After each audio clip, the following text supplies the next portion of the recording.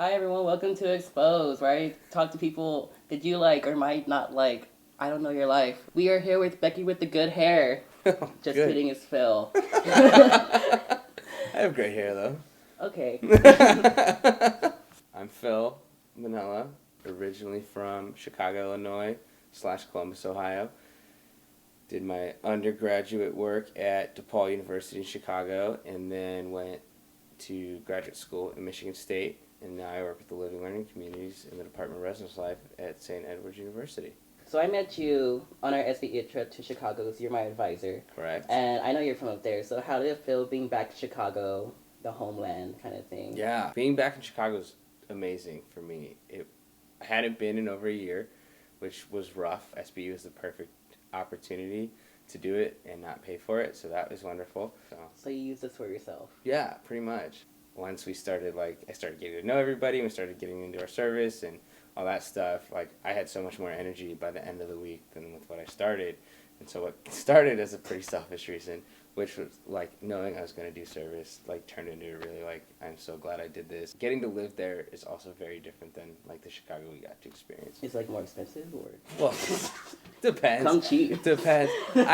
Don't worry, I was a student there, so I know how to live. So what was it like adjusting to Texas life? The biggest thing for me was the heat. It is freaking hot here in the summer. I thought it got hot in the Midwest, 80s, mid-90s sometimes. That was hot for me. That's winter for it. Yeah, yep, exactly. And dealing with spicy food. And, when I moved here, spicy food was off limits for me. Are you kidding? Eating Flaming Hot Cheetos is a struggle sometimes. That's my breakfast. I'm sorry, I know. But in the year that I lived here almost, I've gotten much better at eating spicier foods. Most people would not consider them very spicy, but I think some people would be like, wow, Phil, look at you. You're making big improvements in your life. Other than that, though, I moved down here. I've moved around a lot growing up, between Columbus and Chicago, and then grad school, and just places where I didn't know anybody. Mm-hmm. And so that adjustment didn't take long because I found people in Austin are pretty friendly. My coworkers have been pretty fantastic. I actually inspired one of my best friends, to move here. And so that adjustment for me has been a little bit easy. You're 25. Correct. Correct, right? Yeah, okay. I had to stalk you for that. Okay. 1990, don't worry. So how did you get your life together so fast? In my opinion, it's really fast. But Yeah, I kind of stumbled into the career that I wanted to because I applied to be an orientation leader at the end of, or the middle of my first year of undergrad because I didn't want to go home for the summer. That was the only reason I applied. And got hired somehow. Got to spend that summer in Chicago and loved every single second of it. And from that point on, I knew I wanted to do student affairs. And so did a bunch of student affairs related things while I was in undergrad. Started DePaul Men Against Sexual Violence, and then went off to Michigan State for grad school. Austin at St. Ed's, I had my interview and clicked really well with the people who were doing it and realized that's where I wanted to go. And so I ended up here.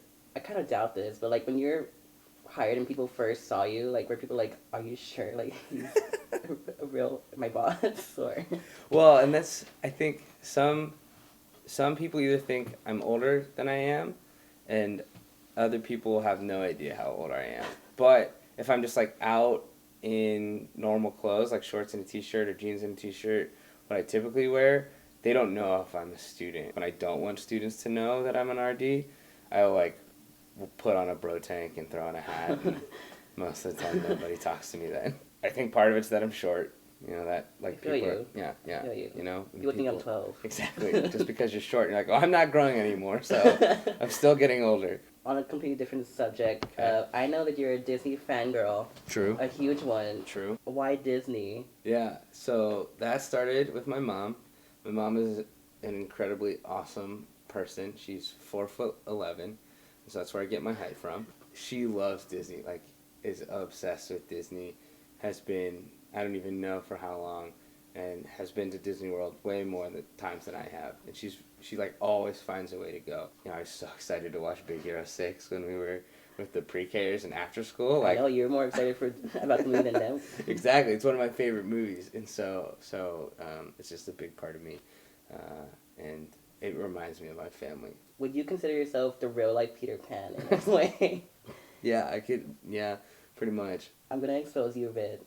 Somebody told me that you do a mean Mickey Mouse impression. Oh yeah. And by Birdie, I meant me. Do you think you could do us a favor and channel your inner Mickey Mouse for us? Okay. And if you want to, I'll expose myself as Goofy. That was not planned, but I'll do it if you want me to. Well, if you're offering, I got no have to take shame. it. You Whoa. I mean, most I know is to do wake me up. I don't say hello.